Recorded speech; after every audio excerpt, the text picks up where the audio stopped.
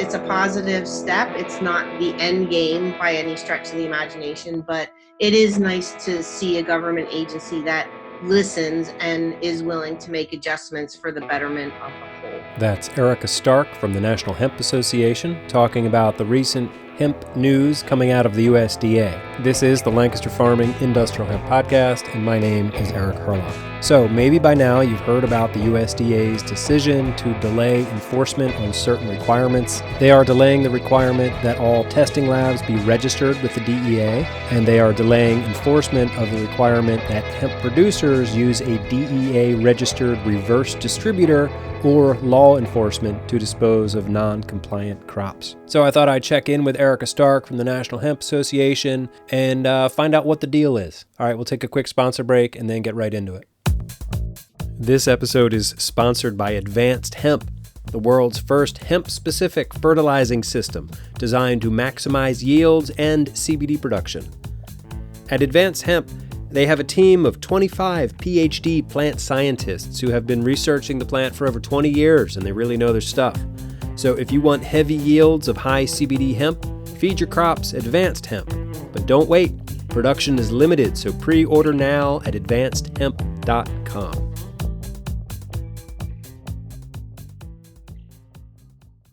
This episode is brought to you in part by King's Agri-Seeds, your source for premium forage, cover crop, and now industrial hemp seeds. King's is excited to offer Auto CBD, an auto flower variety that comes to full maturity in 75 days, allowing for early harvest and succession planting. Avoid the harvest and process bottlenecks by adding Auto CBD to your lineup. Call 717-687-6224 or go to kingsagriseeds.com/hemp for more information. Erica Stark, welcome back to the Lancaster Farming Industrial Hemp Podcast. How are you doing? I'm great. Thank you for having me. It's always a pleasure. So what do you make of the USDA's recent reversal of the DEA-approved labs and those additional destruction methods? Well, it's hard to look at it as anything but a positive thing.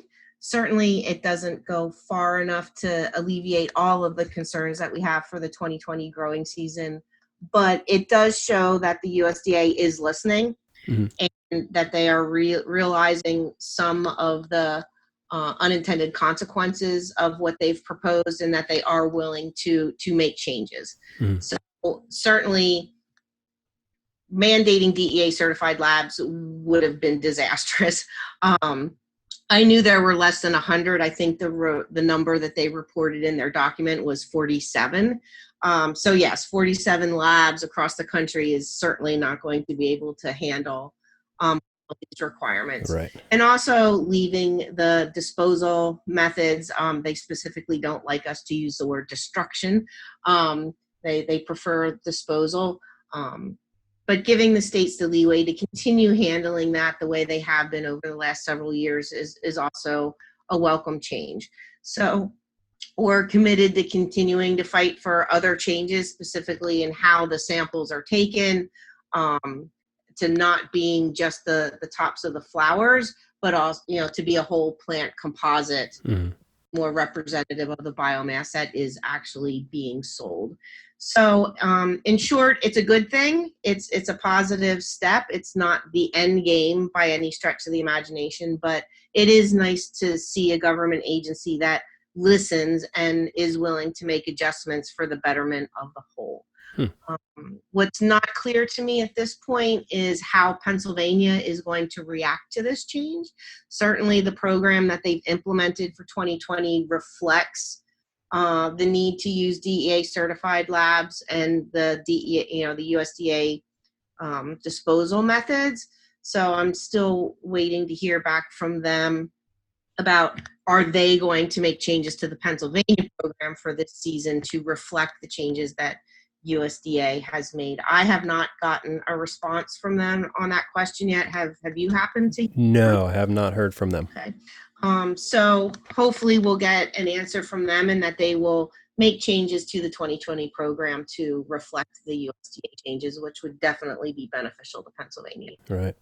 I talked to the owner of a testing lab last week after the USDA news came out, and he he was a little disappointed. I think he was looking forward to sort of the DEA regulation and getting all of the labs sort of at a certain level. Well, I certainly wouldn't discourage any lab from pursuing getting their DEA certification. This is just a delay in Right. the implementation, and I'm not seeing any indication that this is going to be a permanent change. So I think it's just to give the labs enough time to get their DEA certifications, so there won't be these types of bottlenecks, because I agree that we do want consistency in the labs, and that is an important aspect of it, but there just logistically was not enough time to get it done for 2020 growing season. Right. So a few states are deciding to stick with the 2014 Farm Bill rules. What do you make of that? Well, it's more than a few. I think we might be close to 14 states that are opting to continue under the 2014 pilot program. And if nothing else, it sends a message to USDA highlighting the problems in the interim final rule that so many states have opted to continue under the 2014 pilot program. Personally, I have mixed feelings about it. The one thing I was looking forward to with the whole federal program and national program is that we would have a level playing field, and that what's legal in one state is legal in another state, and that everybody is sort of operating under the same rules. That's not going to happen for 2020, in particular for those states that have opted to continue under the 2014 pilot program. But certainly I'm supportive of the states that are doing it, not only to protect their industry within their state, but also by giving the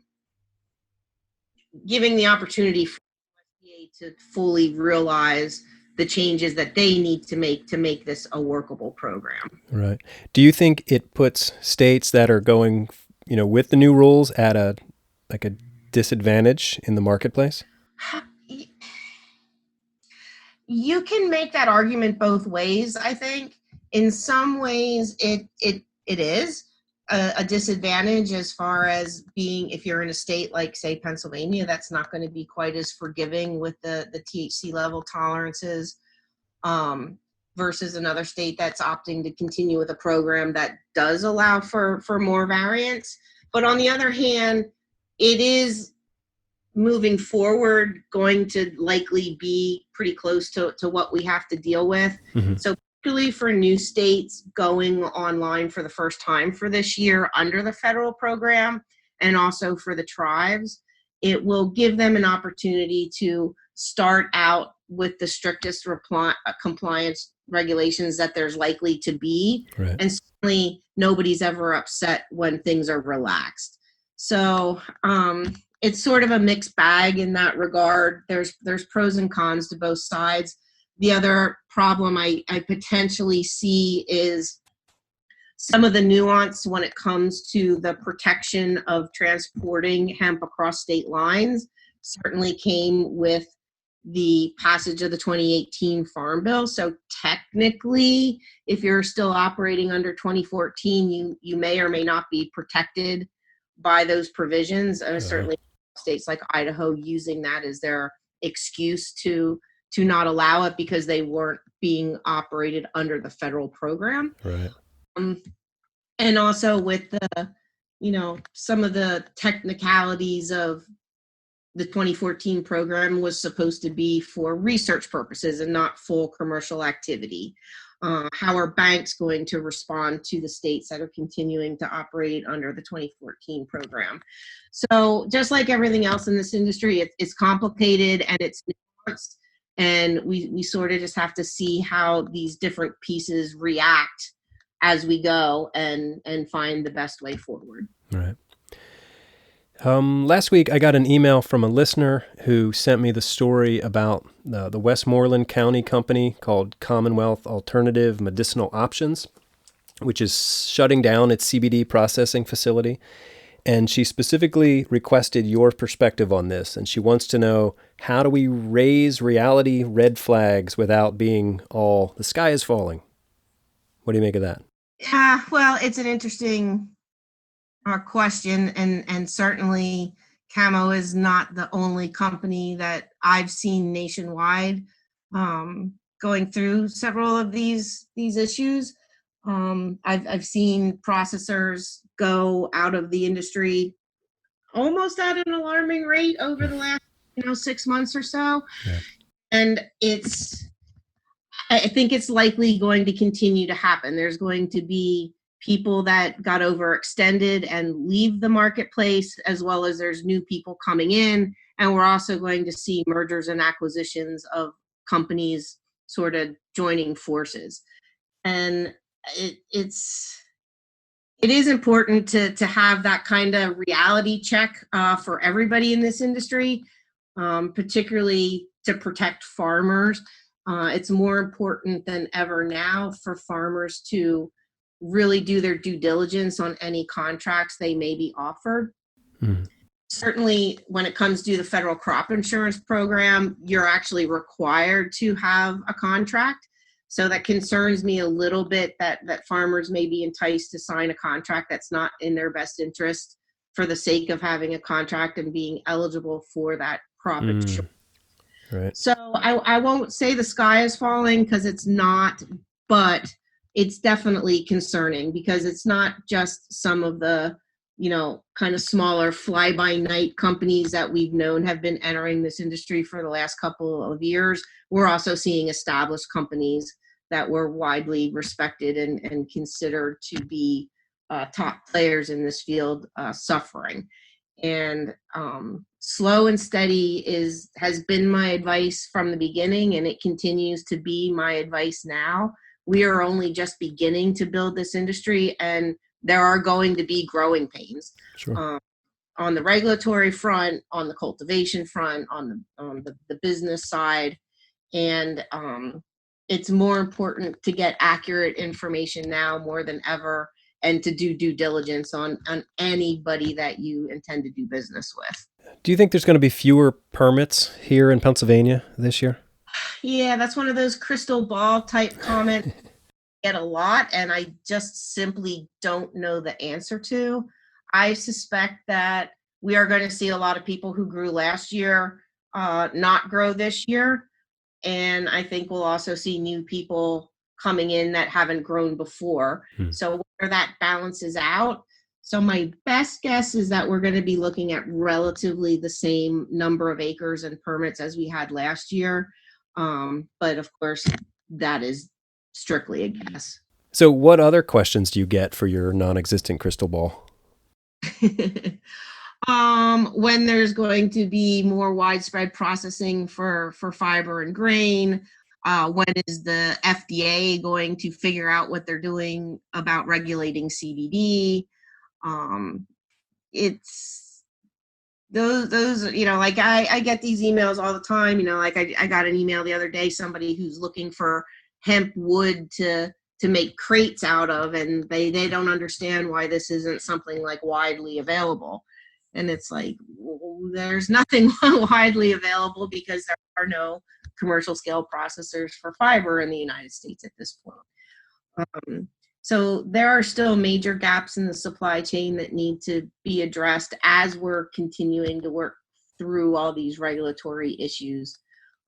Certainly, as being Pennsylvania specific here, we have legislation that we absolutely must pass, that primarily being SB 936, which will remove hemp from the Controlled Substances Act, which is pretty basic but pretty important. Yeah, it's such a major oversight on their part. Right, and the bill is very simplistic. It just removes hemp from the Pennsylvania Controlled Substances Act exactly the same way it was done on the federal level. So I'm not quite understanding why we're having trouble getting this to move. It feels like a no-brainer to me. The hemp legislation itself passed unanimously. There's no reason this shouldn't move with lightning speed and be unanimous as well. But the other important bill is SB 335, which will allow CBD specifically to be a dietary supplement and a food ingredient within Pennsylvania. Right. And because this delay with the FDA is happening, this bill doesn't seek to supersede FDA. it seeks to provide protection in this stopgap period while we're waiting for them to figure out how to regulate it. Getting back to the other bill that's trying to remove hemp from the controlled substances list, is there like somebody in Harrisburg that listeners and farmers could just call up and start asking questions and try to, move this from a constituent point of view? Certainly, this is a Senate bill, so anybody that's listening, yes, please contact your state senator and encourage them to get this passed. It's, legislators always tend to respond much better to their own constituents to everybody else. So Right. Everybody's welcome to call all of them. Particularly the one that represents you needs to hear from you about the importance of getting this bill passed. And what's the Senate bill name again, the number? SB 936. SB 936. Okay. Yes. All right. So I know that through the National Hemp Association, you have been working in partnership with New Holland Ag. Can you talk a little bit about that work? Yes, it's been really exciting. We had our kind of inaugural debut with them at the Pennsylvania Farm Show this year, where we had a very large display. They are very committed to this industry and providing solutions for equipment, which is one of the big bottlenecks that we have right now. So not only have they been developing specific kits that can be added to existing equipment to make it more conducive to hemp use, and as far as protecting it from getting seized up by hemp's propensity to wind itself around the moving parts. Also looking to providing more specialized equipment for hemp production, and also looking to help facilitate the bringing about of decortication machinery that will enable us to have a true fiber industry in this country. Right. Through our partnership with them, we are shifting our shows. Primarily, we had been working on doing cannabis shows and CBD shows and industry specific shows, and now we are shifting to do actual farm shows to provide farmers the more education. It's been a very rewarding experience so far. Particularly last year, we did Farm Progress Show for the first time. And it was a really rewarding experience and gives us the opportunity to reach actual farmers that are looking for this as a rotational crop and are particularly interested in the fiber and grain aspects, and not quite so much as I feel like we've been kind of preaching to the choir with some of the other shows. If you're going to a hemp or cannabis show, you already understand it, at least for the most part. Yeah, and your message would sort of get lost in amongst all the other cannabis noise, but at a farm show, yep.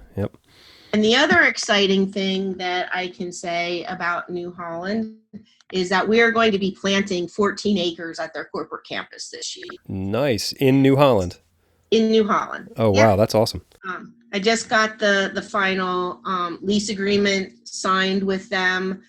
So I'm ready to finalize and submit our application to the Department of Ag for that grow.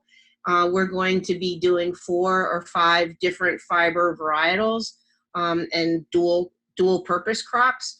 And this will give them an opportunity to have a significant amount of acreage on site, which will help facilitate with their R&D and looking at how existing equipment can be modified and what new equipment they want to propose moving forward. So I'm super excited about that. Yeah, that sounds awesome. I would like to come out and visit that, maybe when they plant and when it's growing, and because that's not too far from where we are.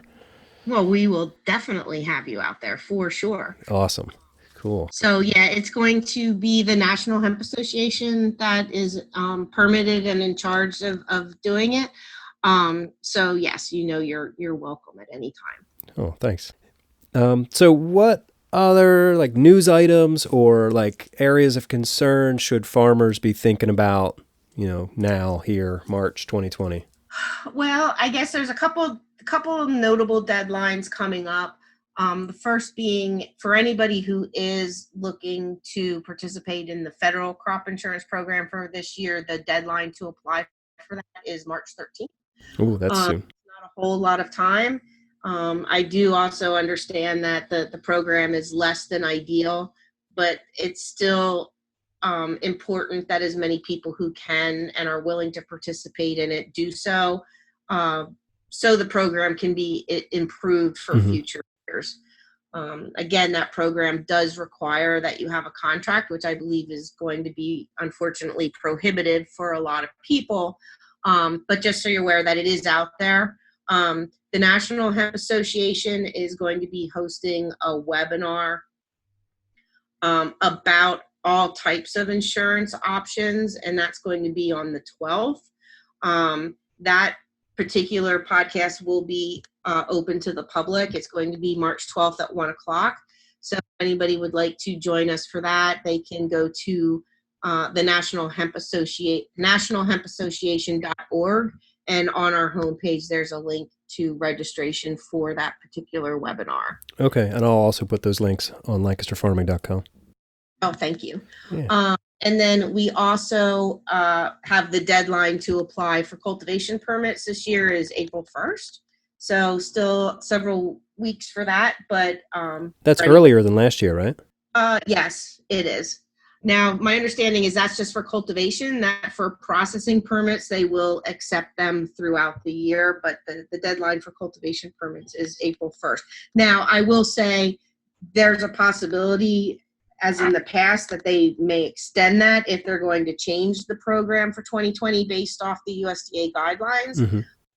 So I don't know. I'm hoping that we get some clarity from the Department Ag on that shortly. Cool. So that deadline's coming up.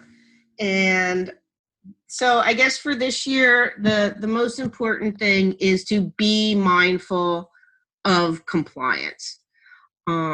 There still seems to be some misinformation out there about what decarboxylation testing is. Some people are still insisting to me that the Department of Ag has changed their testing methods, but they haven't. It's just that now with the new USDA protocols and the way the 2020 program is, there is that 15-day window between when the compliance sample is taken and when harvest has to take place. So that's something to be mindful of. And so selecting genetics this year is more important than ever. And it will be moving forward. So when you're looking at the genetics, you really need to look at total potential THC and not just Delta 9, because the compliance testing, whether you use a DEA certified lab or if Pennsylvania does allow us to use regular labs, it is total THC that matters. And there still seems to be some confusion about that. We're still seeing a lot of people who don't realize exactly how much the market for CBD has kind of dropped over the last 6 to 8 months. Right. Whereas at the beginning of 2019, we were seeing pricing in the $350 per point per percentage of CBD, and at the end of the season, we were looking at $1, sometimes even less than that. Right. It still can be profitable, but it is not the get rich quick scheme that some people have been sold it to be. Right. And expect to see continued volatility in the market. So again, my advice to anybody is to go small and be ready to expand when the markets are able to expand with you, as opposed to just, diving in feet first and hoping for the best. Right. So you mentioned people doing their due diligence and learning about genetics and all that. And that kind of ties in with the PA Hemporium that the Pennsylvania Hemp Industry Council is hosting next week. Yes. And so I imagine you're heavily involved in that. What can you tell me about the PA Hemporium that's at Kutztown on March 13th? Yes, it's at Kutztown University. And we have a full day of programming lined up with a whole bunch of fantastic experts, some of which you're probably already familiar with. And I think the timing of this is going to be really good, because not only are we, 2 weeks before the final permits, we're going to be able to catch people before they have to make a final decision on the genetics that they select or the number of acres they're going to grow. Mm-hmm. And also we have this new information from USDA and how that's going to impact things nationally. And we'll also have Sarah Pickle from the Pennsylvania Department of Agriculture. So at that time, if we don't hear sooner, she'll be able to give us the update of how the changes in the USDA program is going to affect our program here in Pennsylvania. We're going to have some really good segments on cultivation best practices for both fiber and grain. We're going to have representative from New Holland come talk to us about what they're working on and what they see for the future.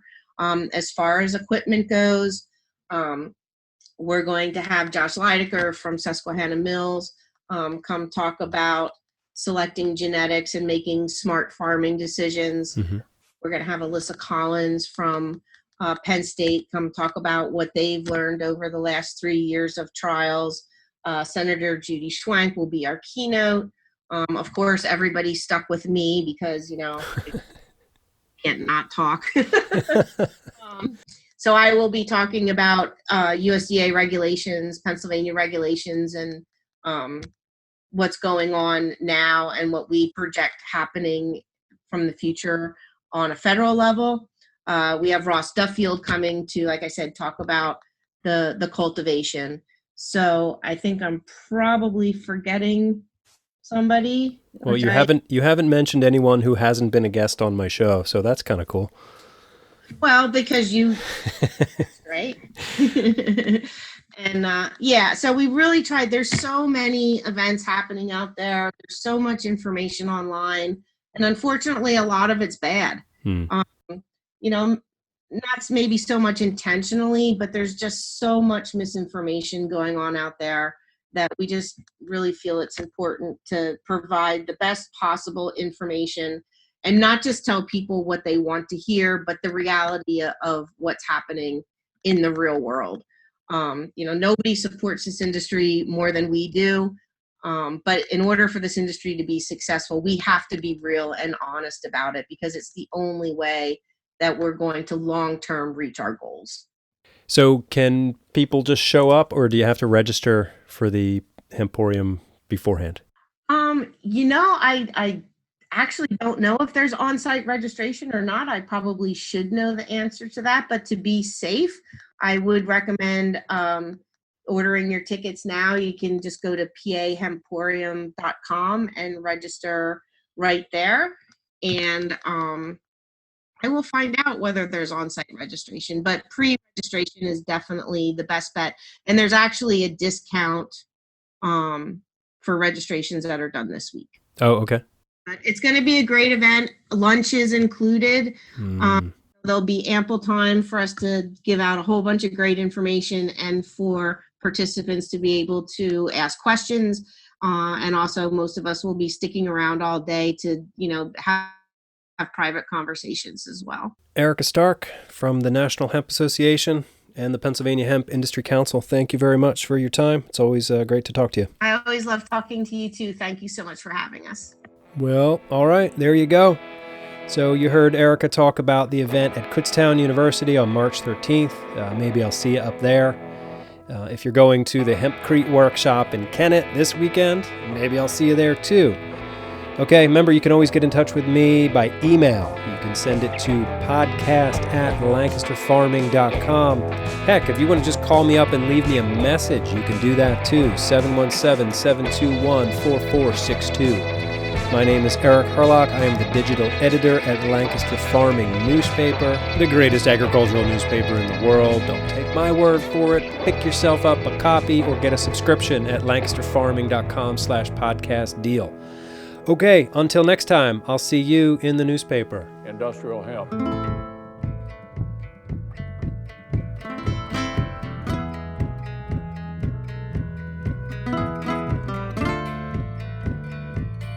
Episode 75 of the Lancaster Farming Industrial Hemp Podcast is copyright 2020 by Lancaster Farming Newspaper, part of the Steinman Communications family. Today's show was written and recorded, edited and produced by Eric Herlog. The music you hear throughout the show is courtesy of Tin Bird Shadow.